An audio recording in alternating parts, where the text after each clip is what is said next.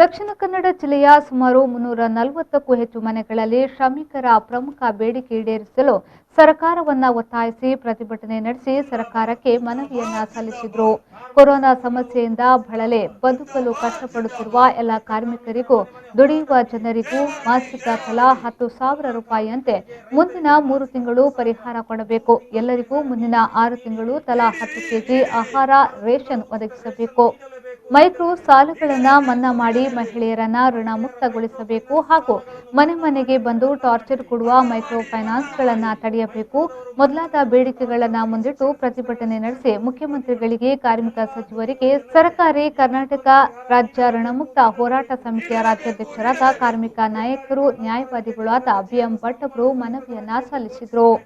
ಅನಿವಾರ್ಯವಾಗಿ ಲಾಕ್ಡೌನ್ ಹೇರಿದಂತ ರಾಜ್ಯ ಸರ್ಕಾರ ಜನರಿಗೆ ಕೆಲಸ ಇಲ್ಲದೆ ಮಾಡಿದೆ, ಜನರಿಗೆ ಆದಾಯ ಇಲ್ಲದೆ ಮಾಡಿದೆ, ರೈತರಿಗೆ ಅವರು ಬೆಳೆದಂತ ಬೆಳೆಗಳಿಗೆ ಸರಿಯಾದ ಮಾರ್ಕೆಟ್ ಸಿಗದಂತೆ ಮಾಡಿದೆ.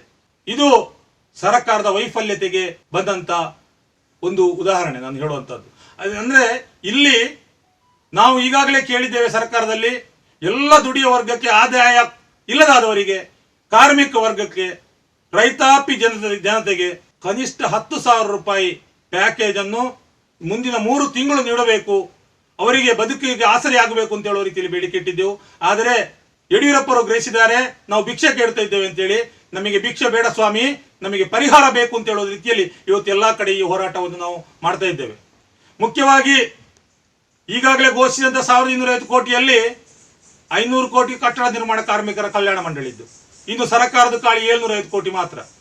ಆದರೆ ನಿಜವಾಗಿ ಸರ್ಕಾರ ಸಂಗ್ರಹಿಸಿದಂತ ಹಣದಲ್ಲಿ ಈ ಎಲ್ಲಾ ಕರ್ನಾಟಕ ಜನತೆಗೆ, ದುಡಿಯುವ ಜನರಿಗೆ 10,000 ರೂಪಾಯಿ ಪ್ಯಾಕೇಜ್ ಅನ್ನು 3 ತಿಂಗಳು ಕೊಡಬಹುದು. ಉಚಿತವಾಗಿ 10 ಕೆಜಿ ಆಹಾರವನ್ನು ರೇಷನ್ ಮೂಲಕ ಕೊಡಬಹುದು. ಈ ಎಲ್ಲ ಅವಕಾಶಗಳಿದ್ರೂ ಕೂಡ ಸರ್ಕಾರ ಕರ್ನಾಟಕ ಜನತೆಯನ್ನು ಖಾಲಿ ಭಿಕ್ಷುಕರಾಗಿ ನೋಡ್ತಾ ಇದೆ. ಸತೀಶ್, ವಿ4 ನ್ಯೂಸ್, ಬೆಳ್ತಂಗಡಿ.